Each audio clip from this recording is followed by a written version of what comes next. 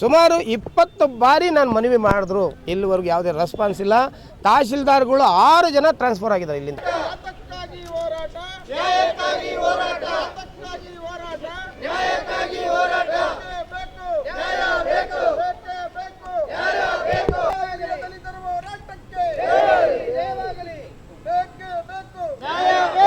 ದಲಿತರ ಮೇಲೆ FIR ಮಾಡೋದು, ದೌರ್ಜನ್ಯ, ದಬ್ಬಾಳಿಕೆ ಹಿಂಗಾಗಿರುವಾಗ ಭಾಳ ಹದಗೆಟ್ಟೋಗಿದೆ ನಮ್ಮ ಯಲಹಂಕ ತಾಲೂಕು ಆಫೀಸಲ್ಲಿ. ಯಾವ ತಾಲೂಕು ಆಫೀಸಲ್ಲೂ ಇಲ್ಲ.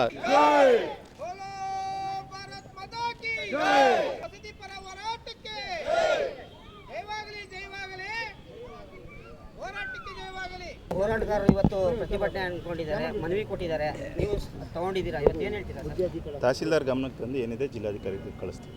ಇದು ಏನಿದೆ ಮನವರಿಕೆ ಆಯ್ತಾ ಸರ್ ನಿಮಗೆ? ಅಲ್ಲ, ಗೊತ್ತಿದೆ. ನಾವು ಏನಿದೆ ತಹಶೀಲ್ದಾರ್ ಗಮನಕ್ಕೆ ತಂದು ತಹಶೀಲ್ದಾರ್ ಡೈರೆಕ್ಷನ್ ಮೇಲೆ ಕಳಿಸ್ತೀವಿ.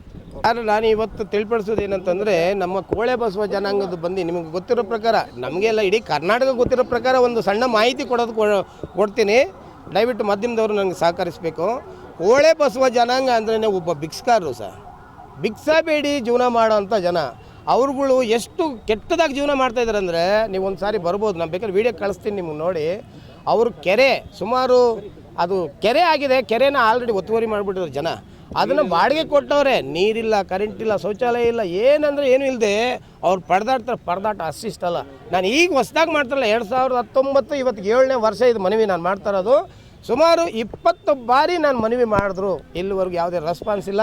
ತಹಶೀಲ್ದಾರ್ಗಳು 6 ಜನ ಟ್ರಾನ್ಸ್ಫರ್ ಆಗಿದ್ದಾರೆ ಇಲ್ಲಿಂದ ಬೇರೆ ಕಡೆ ವರ್ಗಾವಣೆ ಆಗಿದೆ. 6 ಜನಗಳಿಂದನೂ ಬರೀ ಏನೋ ಕಾಟಾಚಾರಕ್ಕೆ ಒಂದು ಲೆಟ್ರ್ ಬರೀತಾರೆ. ಅಲ್ಲಿಗೆ ಹೋದರೆ DC ಅವ್ರು ಕೂತ್ಕೊಂಡು DC ಅವರು ಅದನ್ನು ಮತ್ತೆ ಇನ್ನೊಂದು ಸಾರಿ ಇಲ್ಲಿಗೆ ರಿಪ್ಲೈ ಮಾಡ್ತಾಯಿದ್ದಾರೆ. ಯಾವುದೂ ಕೆಲಸ ಆಗ್ತಾಯಿಲ್ಲ. ಈಗ ಮನವಿ ತೊಗೊಂಡೋಗಿದ್ದಾರೆ, ಸಿರಸ್ದಾರರು ಬಂದಿದ್ದರು, ಅವರು ಸಿರಸ್ದಾರರು ಮನವಿ ತೊಗೊಂಡೋಗಿದ್ದಾರೆ. ಬಟ್ ಅವ್ರಿಗೆ ಸ್ಟ್ರಾಂಗಾಗಿ ಮಾತಾಡೋದಕ್ಕೆ ತಹಶೀಲ್ದಾರ್ ಅವ್ರಿಗೆ ಧೈರ್ಯ ಇಲ್ಲ, ನನಗೆ ಗೊತ್ತಿದೆ. ಸೊ ಮೋಸ್ಟ್ಲಿ ಈಗ ನಮ್ಮ ಕೆಲಸಗಳೇನಿದೆ ಅದು ನಮ್ಗೆ ಖುದ್ದಾಗಿ ಆಗಬೇಕು. ಒಂದು ವೇಳೆ ಆಗಿಲ್ಲ ಅಂತಂದರೆ, ಈಗೇನು ನಾವು 10 ಸಂಘಟನೆಗಳು ಒಕ್ಕೂಟದಿಂದ ಬಂದಿದ್ದೀವಿ, ಮುಂದಿನ ಭಾಗದಲ್ಲಿ ಕೋಗಿಲೆ ಕ್ರಾಸಿಂದ ತಹಶೀಲ್ದಾರ್ ಆಫೀಸ್ವರೆಗೂ ಎಲ್ಲ ಜನಸಾಗರ ಒಂದು 10-15 ಸಾವಿರ ಜನಸಂಖ್ಯೆಯಲ್ಲಿ ಮತ್ತೆ ಬಂದು ಇದೇ ವಿಧಾನಸೌಧಕ್ಕೆ ಮುತ್ತಿಗೆ ಹಾಕ್ತೀವಿ. ಪರಿಶೀಲಿಸ್ತಾ ಇದ್ದೀನಿ ಅಂತ ಅಂತ ಎಲ್ಲೂ ಹೇಳಲೇ ಇಲ್ಲ ಸರ್. ಖುದ್ದಾಗಿ ಅವ್ರು ಹೇಳಿದ್ರು ಒಂದೇ ಒಂದು ಮಾತೆಂದರೆ, ನಾನು ಜಮೀನಿಲ್ಲ ಅಂತಲೇ ಬರೀತೀನಿ ಅಂತ ಸ್ಪಷ್ಟವಾಗಿ ಹೇಳಿದ್ರು. ನನಗೆ ನಮ್ಮ ಅಪ್ಪನ ಮನೆಗೇನು ನನಗೆ ಕೊಡಿ, ನಮ್ಮ ಅಪ್ಪನ ಮನೆಗೆ ಕೊಡಿ ಅಂತ ನಾನು ಎಲ್ಲೂ ಕೇಳಲಿಲ್ಲ. ನಾನು ಜನಸಾಮಾನ್ಯರ ಪರವಾಗಿ ಸುಮಾರು 15 ವರ್ಷಗಳಿಂದ ಹೋರಾಟ ಮಾಡಿಕೊಂಡು ಎಲ್ಲರ ಬಗ್ಗೆ ಮನವಿ ಮಾಡ್ತಾಯಿದ್ದೀನಿ. ಎಲ್ಲ ಕಡೆ ಜನಗಳ ಕೆಲಸ ಆಗಿದೆ. ಈ ಯಲಹಂಕ ವಿಭಾಗದಲ್ಲಿ ಮಾತ್ರನೇ ಇಲ್ಲಿ ಬರೋ ತಹಶೀಲ್ದಾರ್ ಬರೋ ದಿನ ಮಾತ್ರ ಒಳ್ಳೆಯವನು, ಮಾನ್ಯ ದಿನ ಆ ತಹಶೀಲ್ದಾರ್ ಏನಾಗಿರ್ತಾರೋ ನಮಗೂ ಗೊತ್ತಿಲ್ಲ.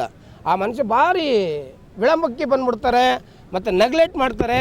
ಮತ್ತು ಇಲ್ಲಿ ತಹಶೀಲ್ದಾರ್ಗಳಿಂದ ಡೆಪ್ಟಿ ತಹಶೀಲ್ದಾರ್ RIVAಗಳಿಂದ ಹಿಡಿದು ಭಾರಿ ವಿಳಂಬ, ಮತ್ತು ಸಮಯಕ್ಕೆ ಸರಿಯಾಗಿ ಎಲ್ಲೂ ಸಿಕ್ಕೋಲ್ಲ, ಫೋನ್ಗಳಿಗೆ ರೆಸ್ಪಾನ್ಸ್ ಮಾಡಲ್ಲ. ಸರಿ ತಹಶೀಲ್ದಾರ್ ಮೀಟ್ ಮಾಡೋಣ ಅಂತ ಹೋದರೆ ತಹಶೀಲ್ದಾರ್ ಅವರು ಹಂಗಾಗಿ ಬಂದೆ ಅಂತಾರೆ. ನಾಪತ್ತಾಗ್ತಾರೆ. ಬೆಳಗ್ಗೆನೂ ಫೋನ್ ಮಾಡಿದರು, ಬರ್ತಾಯಿದ್ದೀನಪ್ಪ ಅಂತಂದರು. ನೋಡಿ ಈಗ ಕಂಟೆಂಪ್ಟ್ ಅಂತೇಳಿ ಹೊರಟೋಗಿದ್ದಾರೆ. ಸೊ ಈಗೇನು ಹೇಳೋಣ ನಾವು? ಸೊ ಈಗ ಜನಗಳ ಪರವಾಗಿ ನಾವು ಇರೋದ್ರಿಂದ ಪ್ರತಿಯೊಬ್ಬರಿಗೂ ಕೆಲಸ ಆಗಬೇಕು. ನೀವು ತಹಶೀಲ್ದಾರ್ ವಿರುದ್ಧ ಹೋರಾಟ ಮಾಡ್ತಾ ಇದ್ದೀರಾ, ಸರ್ಕಾರದ ವಿರುದ್ಧ ಹೋರಾಟ ಮಾಡ್ತಾ? ನಾನು ಸರ್ಕಾರನೂ ಮತ್ತು ತಹಶೀಲ್ದಾರ್ ಎರಡರ ಬಗ್ಗೆನೂ ಮಾಡ್ತಾ ಇದ್ದೀನಿ. ಸರ್ಕಾರ ಇನ್ನೂ ಸ್ಲಮ್ ಬೋರ್ಡ್ಗಾಗಲಿ ವಿಶೇಷ ಆಶ್ರಯಕ್ಕಾಗಲಿ ಕೊಡಬೇಡ ಅಂತ ಎಲ್ಲೂ ಹೇಳಲಿಲ್ಲ. ಆದರೆ ಈ ತಹಶೀಲ್ದಾರ್ ಮಾತ್ರ ಇದನ್ನು ಸ್ಪಷ್ಟವಾಗಿ ಹೇಳಿದ್ದಾರೆ, ನಾನು ಸ್ಲಮ್ ಬೋರ್ಡ್ಗೆ ಕೊಡೋಕ್ಕೆ ಬರೋದಿಲ್ಲ ಅಂತ ಹೇಳಿದ್ದಾರೆ. ಯಾಕೆ ಕೊಡೋಕ್ಕೆ ಬರೋದಿಲ್ಲ? ಸ್ಲಮ್ ಬೋರ್ಡ್ ಹೊಡೆದಾಕಿ, ಸ್ಲಮ್ ಬೋರ್ಡ್ನ ಅಮಾನತು ಮಾಡಿ ಆಮೇಲೆ ಈ ಮಾತು ನನಗೆ ಹೇಳಿದ್ರೆ ನಾನು ಒಪ್ಕೊಳ್ತೀನಿ. ಸ್ಲಮ್ ಬೋರ್ಡ್ ಒಂದು ಸರ್ಕಾರ ತಾನೇ, ಆ ಸರ್ಕಾರಕ್ಕೆ ಜಮೀನು ಕೊಟ್ಟರೆ ಬಡವ್ರಿಗೆ ತಾನೇ ಆಗುತ್ತದು. ಅದ್ರ ಬಗ್ಗೆ ಇವ್ರು ಯಾಕೆ ಕಾಳಜಿ ವಹಿಸ್ತಾ ಇಲ್ಲ? ಮತ್ತು ಸ್ಲಮ್ ಬೋರ್ಡ್ ಇದ್ದಾಗ ಜಮೀನು ಕೊಡಬೇಕಂತ ಸರ್ಕಾರದ ರೂಲ್ಸ್ ಇದೆ, ರೆಗ್ಯುಲೇಷನ್ಸ್ ಇದೆ. ಮತ್ತು ಇಲ್ಲಿ ಇವರು ಬರೀ ನನಗನ್ನಿಸ್ತಾ ಇರೋ ಪ್ರಕಾರ ದುಡ್ಡಿನ ದುನಿಯಾ ಆಗಿದೆ ಇಲ್ಲಿ. ತಹಶೀಲ್ದಾರ್ ಬಂದಿಲ್ಲ ಅಂದರೆ ಬೇಕಾಗೆ ಬಂದಿಲ್ಲ ಅಂತ ಅರ್ಥನೇ. ಯಾಕಂದರೆ ಎಲ್ಲ ತಹಶೀಲ್ದಾರ್ ಹಂಗೆ ಮಾಡಿರಲಿಲ್ಲ. ಈ ಶ್ರೇಯಸ್ ಅವರು ಬಂದಮೇಲೆ ದಲಿತನ ಕಂಡ್ರೆ ಆಗಲ್ಲ. ನಾನು ಈ ಸಂದರ್ಭದಲ್ಲಿ ಹೇಳೋಕ್ಕೆ ಇಷ್ಟಪಡ್ತಾ ಇದ್ದೀನಿ, ಅವರು ದಲಿತ ವಿರೋಧಿಗಳು. ಏನಂದರೆ ಒಂದು ದಲಿತ ಸಂಘಟನೆಗಳು ಏನಾದರೂ ಒಂದು ಲೆಟರ್ ತೊಗೊಂಡು ಕೊಟ್ಟರೆ ಕೆಲಸ ಮಾಡೋಕ್ಕೇ ಹಿಂದೇರಿದ್ದಾರೆ. ಆಮೇಲೆ ಬೇಜಾರು ಮಾಡ್ಕೊತಾರೆ. ಆ ಆಫೀಸ್ ಹೋಗಿ ಸಾರ್ವಜನಿಕ ನಾವೇ ಅಂತಲ್ಲ, ಕೆಲ ಸಾರ್ವಜನಿಕರು ತಹಶೀಲ್ದಾರ್ ಇದ್ದರೆ ಯಾಕಪ್ಪ ಹೋಗ್ಬೇಕು, ಆ ತಹಶೀಲ್ದಾರ್ ಬೇಜಾರು ಜನ ಹೋದರೆ ಒಂಥರ ಕೆಟ್ಟದಾಗ ಮಾತಾಡೋದು, ಏನಕ್ಕೆ ಬಂದಿದೆ ಅನ್ನೋದು. ಇಲ್ಲ, ಈಗ ನಾವು ಕಂದಾಯ ಸಚಿವರಿಗೆ ನಾನು ನೇರವಾಗಿ ಮನವಿ ಮಾಡ್ತೀನಿ, ನಿಮ್ಮ ಭಾಗದಲ್ಲಿ ನಿಮ್ಮ ಗೊತ್ತಿರೋರು ತಹಶೀಲ್ದಾರ್ ಇಲ್ಲಿದ್ದಾರೆ, ಜನಗಳು ಬಂದು ದಿನನಿತ್ಯ ಅಲ್ಲಿ ಅದರ ಅರ್ಥ ತಹಸೀಲ್ದಾರೇ ಸಿಗಲ್ಲ, ಏನು ನೋಡಿದ್ರು ಕೇಸು ಅಲ್ಲಿ ಇಲ್ಲಿ ಅಂತ ಹೇಳ್ತಾರೆ. ಆಮೇಲೆ ನಮ್ಮ ಯಾವನು ಫೈಲ್ಗಳು ಹೋದರೆ ಫೈಲೇ ಮೂವ್ ಮಾಡಲ್ಲ. ಆಮೇಲೆ ಯಾರನ್ನು ಸ್ವಲ್ಪ ಏನಾದರೂ ಮಾತಾಡಿದ್ರೆ ಅವ್ರ ಆಮೇಲೆ FIR ಮಾಡೋ, ದಲಿತರ ಮೇಲೆ FIR ಮಾಡೋ, ದೌರ್ಜನ್ಯ ದಬ್ಬಾಳಿಕೆ ಹಿಂಗಾಗಿರುವಾಗ ಭಾಳ ಹದಗೆಟ್ಟೋಗಿದೆ ನಮ್ಮ ಯಲಹಂಕ ತಾಲೂಕು. ಇಂಥ ತಹಸೀಲ್ದಾರ್ ನಮಗೆ ಬೇಕಿಲ್ಲ, ಇಂಥ ಅಧಿಕಾರಿ ಬೇಕಿಲ್ಲ. ನಮಗೆ ಕೆಲಸ ಮಾಡೋದು ನಿಷ್ಠೆಯಿಂದ ಪ್ರಾಮಾಣಿಕವಾಗಿ ಕೆಲಸ ಮಾಡೋಂಥ ತಹಸೀಲ್ದಾರ್ ಬೇಕು. ಇಂಥ ತಹಸೀಲ್ದಾರ್ ಯಾವ್ದಕ್ಕೆ ಬೇಕು? ದೊಡ್ಡ ಮಟ್ಟದ ಹೋರಾಟ ಮಾಡಿ ತಹಸೀಲ್ ತಿರುಗೊಳಿಸೋಣ, ಅವಶ್ಯಕತೆ ಇಲ್ಲ. ಈಗ ಇವ್ರು ಹೇಳ್ದಂಗೆ ನಮ್ಮ ಸೋಮೇಶ್ ಸರ್ ಹೇಳ್ದಂಗೆ, ಮಂಜುನಾಥ್ ಅವರು ಹೇಳ್ದಂಗೆ ಹಿರಿಯ ಹೋರಾಟಗಾರರು ಇವರು ಭಾಳ ಹೋರಾಟಗಳು ನೋಡ್ಕೊಂಡು ಬಂದಿದ್ದಾರೆ. ಇದೇ ತಾಲೂಕು ಆಫೀಸಲ್ಲಿ ಎಷ್ಟೋ ತಹಸೀಲ್ದಾರ್ಗಳನ್ನ ನೋಡಿದ್ದಾರೆ, ಎಲ್ತಂತ ವರ್ಗಾವಣೆ ಕೂಡ ಮಾಡಿದ್ದಾರೆ. ಈ ತಹಸೀಲ್ದಾರ್ ವರ್ಗಾವಣೆ ಮಾಡಲಿಕ್ಕೆ ಸ್ವಲ್ಪ ಹೊತ್ತಾಗಲ್ಲ, ಮಾಡ್ಬೋದು, ಅದು ದೊಡ್ಡ ವಿಚಾರ ಅಲ್ಲ. ಯಾಕಂದರೆ ದೀನ ದಲಿತರು, ಬಡವರು, ದಲಿತರಂದಾಗ ಬರೀ SC ಮಾತ್ರ ಬರಲ್ಲ, ಆರ್ಥಿಕವಾಗಿ ಹಿಂದುಳಿದಿರ್ತಕ್ಕಂಥ ಎಲ್ಲ ಜಾತಿ, ಎಲ್ಲ ಧರ್ಮ, ಎಲ್ಲ ಜನಾಂಗದವರು ದಲಿತರೇ. ಈಗ ದಲಿತರ ಪರ ಕೆಲಸ ಯಾಕೆ ಮಾಡ್ತಾರೆ ತಹಸೀಲ್ದಾರ್ಗಳು? ಈಗ ಸರ್ಕಾರ ಆದೇಶ ಮಾಡಿದ್ರೂ ಅಧಿಕಾರಿಗಳು ಕೊಡಲ್ಲ ಅನ್ನೋದಕ್ಕೆ ಇವ್ರ ಅಪ್ಪನ ಆಸ್ತಿ, ಇವ್ರ ಅಪ್ಪನ ಮೇಲೆ ಸೊತ್ತಾ? ಸರ್ಕಾರಿ ಜಾಗ ಸಾರ್ವಜನಿಕರ ಸೊತ್ತು ಅಲ್ವಾ? ಯಾಕೆ ಈ ಜನಗಳಿಗೆ ನೀವು ಮೋಸ ಮಾಡ್ತಿದ್ದೀರ ಬಡವರಿಗೆ? ಮತ್ತು ಬೆಂಗಳೂರು ನಗರದಲ್ಲಿ ಅಟ್ರಾಸಿಟಿ ಕಮಿಟಿ ಮೆಂಬರ್ ಆಗಿದ್ದೀನಿ ನಾನು, ಆಲ್ ಓವರ್ ಬೆಂಗಳೂರಲ್ಲಿ. ಸೊ ಇದೇ ಬೆಟ್ಟಳ್ಳಿ ಮತ್ತು 49ಕ್ಕೆ ಸಂಬಂಧಪಟ್ಟಂಗೆ ಕೋಲೆ ಬಸ್ ಜನಾಂಗದವ್ರಿಗೆ ಜಮೀನನ್ನ ಕೊಡಿ ಅಂತ ಈ ಹಿಂದೆ ಇದ್ದಂಥ ಜಿಲ್ಲಾಧಿಕಾರಿಗಳು ದಯಾನಂದ್ ಸರ್ ಅವರು ಅವರೇ ಬಂದು ಕೊಡಿ, ಬಡವ್ರಿಗೆ ಜಾಗ ಕೊಡಿ ಅಂತ ಕೊಟ್ಟವ್ರೆ, ಆದೇಶ ಕೊಟ್ಟಿದ್ದಾರೆ. ಫೈಲೆಲ್ಲ ರೆಡಿಯಾಗಿದೆ, ನಮ್ಮದೇ ಫಸ್ಟ್ ಫೈಲ್ ರೆಡಿಯಾಗಿದ್ದು. ಮತ್ತು ಕೆಂಪು ಸೇನೆಯನ್ನು ಅವರು ಕೇಳಿದ್ದಾರೆ, ಅವರು ಕೊಟ್ಟಿದ್ದಾರೆ. ಇದಕ್ಕೆ ಸ್ಥಳೀಯ ಶಾಸಕರು ಕೂಡ ಪತ್ರ ಕೊಟ್ಟು ಮಾಡಿ ಅಂತಲೂ ಹೇಳಿದ್ದಾರೆ. ಆದರೆ ಇವರು ಮಾಡ್ತಾಯಿಲ್ಲ, ತಹಸೀಲ್ದಾರ್ ಅವರು ಮಾಡ್ತಾಯಿಲ್ಲ. ಸುಮಾರು ಈ ವಿಷಯ ಸಂಬಂಧಪಟ್ಟ ನಾವು ಬಂದು ಕೇಳಿದ್ದೀವಿ, ಮತ್ತು ನಾನು ಸರ್ಕಾರದಲ್ಲಿ ಒಂದು ಪ್ರತಿನಿಧಿಯಾಗಿದ್ದೀನಿ ಅಂತ ಕೂಡ ಬಂದು ನಾನು ಮಾತಾಡಿದ್ದೀನಿ. ಆದರೆ ಕೈಗೆ ಸಿಗಲ್ಲ ಸರ್, ದಯವಿಟ್ಟು. ಆದ್ದರಿಂದ ಮಾನ್ಯ ಕಂದಾಯ ಸಚಿವರು ಇದನ್ನು ತಮ್ಮ ಯಲಹಂಕ ತಾಲೂಕು ಆಗಿರೋದ್ರಿಂದ ಇವರ ಮೇಲೆ ಒಂದು ಆಕ್ಷನ್ ತೊಗೊಂಡು ಬಡವ್ರ ಕೆಲಸ ಆಗಬೇಕು ಸರ್. ದಲಿತ ವಿರೋಧಿ ಕೆಲಸಗಳು ಮಾಡ್ತಾ ಇದ್ದಾರೆ, ಯಾರ ಕೆಲಸನೂ ಆಗ್ತಾಯಿಲ್ಲ. ಇದು ಬಂದಾಗಿಂದನೂ ದಯವಿಟ್ಟು ವರ್ಗಾವಣೆ ಮಾಡೋದಕ್ಕೆ ನಾವು ಶಿಫಾರಸು ಮಾಡ್ತೀವಿ ಸರ್. ಸೊ ಬಡವ್ರಿಗೆ ನ್ಯಾಯ ಸಿಗಬೇಕಂತೇಳಿ ಈ ಮುಖಾಂತರ ತಮ್ಮಲ್ಲಿ ಇದು ಮಾಡ್ತೀವಿ.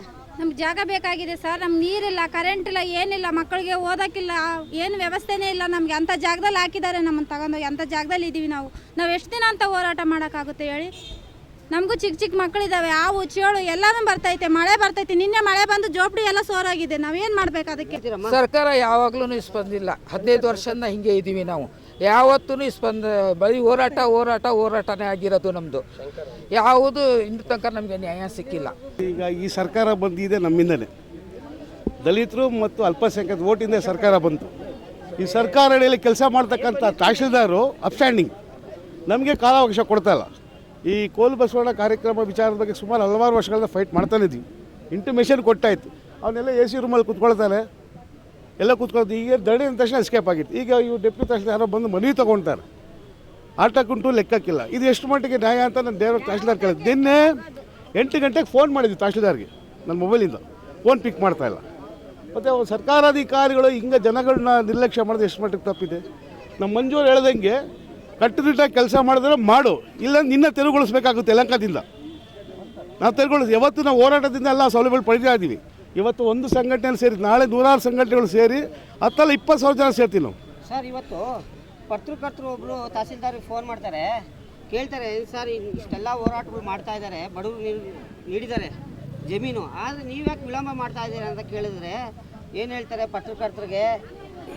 ಅವರು ನಾನು ಬೇರೆ ಇದರಲ್ಲಿ ಬ್ಯುಸಿ ಇದ್ದೀನಿ, ಸೆನ್ಸಸ್ಸಲ್ಲಿದ್ದೀನಿ, ಅಲ್ಲಿದ್ದೀನಿ, ಇಲ್ಲಿ ಉಡಾಫೆ ಉತ್ತರ ನೀಡ್ತಾ ಇದ್ದಾರೆ. ಅಲ್ಲ, ಸೆನ್ಸಸ್ ಈಗ ಪತ್ರಕರ್ತರಿಗೆ ಆ ಥರ ಒಂದು ಹೇಳ್ತಾರಂದ್ರೆ ಯಾವ ಮಟ್ಟಿಗೆ ಅಧಿಕಾರಿ? ಸೆನ್ಸರ್ ನೀನು ಮಾಡಪ್ಪ, ನೀನು ಹೋಗ್ತಾ ಇದ್ದೆ ಸೆನ್ಸರ್ಗೆ, ನಿನ್ನ ಕಡೆ ಅಂತ ಜೀವನ ಸ್ಟಾಫ್ಗಳನ್ನ ಕಳಿಸ್ತಾ ಇರೋದು. ಎಲ್ಲಿದೆ ಸೆನ್ಸರ್? ಅಲ್ಲಿ ನಡಿ, ಹೋಗೋಣ ಮನಿ. ತಹಶೀಲ್ದಾರ್ ಹೋಗೋಂಥ ಅವಶ್ಯಕತೆ ಇದೆಯಾ? ಏನು ಸರ್ಕಾರ ಆದೇಶ ಮಾಡಿ ತಹಶೀಲ್ದಾರ್ ಅವ್ರಿಗೆ ಯಾಕೆ ಸುಳ್ಳು ಇದು ಮಾಡ್ತಾರೆ ಇವರು? ಕೇಸ್ ವರ್ಕರ್ಗೆ ಹೋಗಲಿ, ಸೆನ್ಸರ್ ನಡಿಬೇಕು, ಇಲ್ಲ ಅಂತಿಲ್ಲ, ನಡಿಬೇಕು. ತಹಶೀಲ್ದಾರ್ ಹೋಗೋಂಥ ಅವಶ್ಯಕತೆ ತಾಲೂಕು ಮ್ಯಾಜಿಸ್ಟ್ರೇಟು ಸುಳ್ಳು ಹೇಳಬಾರ್ದು.